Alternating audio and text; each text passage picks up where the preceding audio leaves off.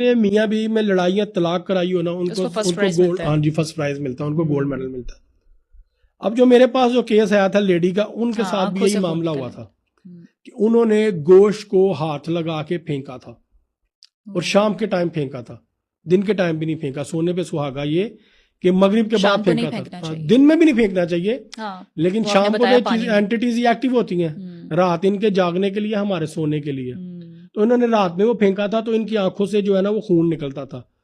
तो अभी उस एंटिटी ने अपना वजूद नहीं जाहिर करवाया, उस डायन ने ना उनके अंदर हाजिर होकर बोली, लेकिन उनके साथ वो अटैच हो गई थी, और उनको इस कदर अजियत थी, उनको समझ ही नहीं आता था, उनकी आंखें धुंधली होना शुरू हो गई थी, उनको नजर ही नहीं आता था। फिर आपने क्या इलाज मैंने उनका किया? इलाज किया, हालांकि डॉक्टर कहते हैं हमें समझ नहीं आ रही कि इनके साथ मसला क्या है।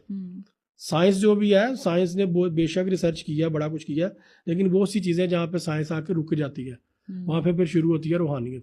बिल्कुल। ये दुनिया का निज़ाम जो है ना असल में रूहानियत पे है, स्पिरिचुअलिटी पे है, एनर्जी लेवल पे है। इस पे आज साइंस रिसर्च कर रही है, लेकिन अगर देखा जाए, कार्ल मार्क्स एक अंग्रेज जी, राइटर है गोरा, जी। उसकी एक स्टेटमेंट है, वो कहता है अगर मौला अली अलैहिस्सलाम को सिर्फ मिंबर दे दिया जाता गुफ्तगू करने के लिए, और मुसलमान उनको जंगों में ना उलझा के रखते, बिल्कुल। तो क़यामत तक साइंस को किसी चीज़ को रिसर्च करने की ज़रूरत जरूरत नहीं ना थी, पड़ती। जितना कुछ ट्रू। बताया। आपने शायद वो 9th-10th में केमिस्ट्री पढ़ी हो, केमिस्ट्री में जाबर बिन हयान का जिक्र मिलता है जी। कि कीमिया के बानी उनको कहा जाता है।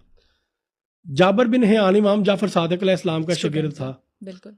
और इमाम जाफर सादिक अलैहिस्सलाम ने इसको पूरी केमिस्ट्री नहीं पढ़ाई, सिर्फ उन्होंने इंसानी बाल के काले होने का राज उसको बताया था कि इंसानी सर का बाल, इंसान के सर का बाल काला क्यों होता है, उसका राज उन्होंने उसको बताया था, उसका इसरार दिया था, उस पे रिसर्च से वो कीमिया का बाप बन गया। बस क्या बात है।